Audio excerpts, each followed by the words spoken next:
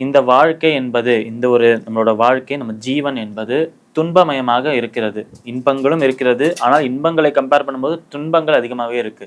இந்த துன்பங்களில் பெரிய துன்பம் எது என்றாலே சம்சார சக்கரத்தில் நம்ம மீண்டும் மீண்டும் வந்து கொண்டே இருக்கிறோம். அதுதான் இருக்கிறதுலே பெரிய துன்பமாக இருக்கு. பிறக்கிறோம், பிறந்த உடனே இறக்குறோம், இறந்துட்டு திருப்பி இன்னொரு பிறவை எடுக்கிறோம். இந்த மாதிரி பிறப்பு இறப்பு பிறப்பு இறப்பு என்கிற சம்சார சக்கரத்தில் சிக்கி கொண்டு நம்ம எல்லாருமே தவிச்சுட்டு இருக்கோம். அந்த ஒரு பிணியை அனுபவித்துக் கொண்டிருக்கிறோம். அப்படி இருக்கும் இந்த ஒரு இடத்தில் அந்த ஒரு விஷயத்திலேருந்து இந்த ஒரு சக்கரத்திலேருந்து மீண்டு வந்து இதிலிருந்து தப்பித்து பகவானை சென்று அடையணும், மோட்ச முக்தி பெறணும் என்றால் செய்ய வேண்டிய விஷயங்கள் என்னென்ன என்று இது வரைக்கும் பல ஸ்லோகங்களில் சொல்லியிருக்கா.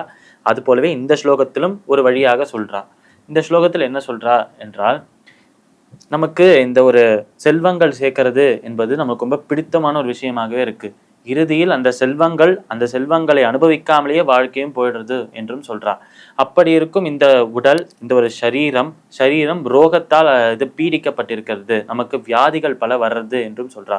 இப்படி செல்வத்தை சேர்க்கிறோம், அந்த செல்வம் நமக்கு சுகத்தை தரும் பார்த்தால் துக்கத்தை தான் தருது. இப்படி நம்ம வியாதிகள் நம்ம உடலை வந்து தீண்டி கொண்டே இருக்கு. இப்படி மீண்டும் மீண்டும் நமக்கு இந்த ஒரு பிணி, இந்த ஒரு பீடை நமக்கு வந்துட்டே இருந்தாலும், இந்த ஒரு வலி நமக்கு வந்துட்டே இருந்தாலும், அந்த வலியையும் நம்ம கண்டு கொள்ளாமல், இந்த ஒரு வலி என்றே நம்மளுக்கு புரியாமல் அதையும் அனுபவித்துக் கொண்டிருக்கிறோம். இந்த சம்சார சக்கரத்தில் வந்து கொண்டே இருக்கிறோம். அதனால் இதிலேருந்து தப்பித்து நம்ம பகவானை சென்றடையணும், மோட்சம் முக்தி பெற வேண்டும் என்றால் இந்த தத்துவத்தை உணர்ந்தால் மட்டுமே போதும்.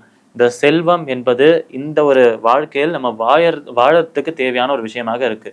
செல்வத்தை சம்பாதித்து அதிலிருந்து நம்ம வாழ்க்கையை நடத்தணுமே தவிர செல்வத்தை சம்பாதிக்கிறதுக்காகவே வாழக்கூடாது.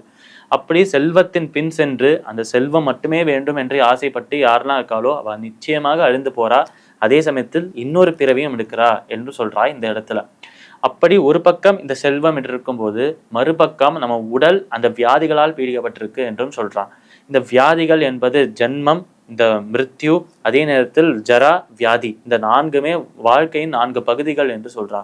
பிறப்பு, இறப்பு, வியாதி, அப்புறம் நம்மளோட வியா வயதான ஒரு நிலைக்கு போறது. இப்படி மூப்பு, பிணி இது எல்லாமே வந்து கொண்டே இருக்கும்போது இதுலேருந்து தப்பிக்கிறதுக்கு ஒரே வழி அந்த ஹரியின், அந்த ஒரு இறைவனின் நாமத்தை சொல்வது. அந்த இறைவனின் நாமத்தை நம்ம புரிந்து கொண்டு சொன்னோம், அந்த ஒரு இறைவனின் நாமத்தை பக்தி ஸ்ரத்தையோடு சொன்னோம் என்றால் நிச்சயமாக இந்த பிறவியிலிருந்து நம்மளுக்கு மோட்சம் கிடைக்கும் என்று சொல்றா இந்த இடத்துல. இந்த ஸ்லோகத்திற்குண்டான விளக்கம் இதுவே. இப்ப நம்ம நேற்றைய தினத்து நீதி கதையின் தொடர்ச்சியை காண்போம். இந்த ஒரு நாரதர் கிட்ட இந்த நபர் சொல்றார், இந்த உலகத்தை விட சிறந்ததாக, இந்த உலகத்தை விட பெரிதாக ஒன்று இருக்கு என்று சொல்றார்.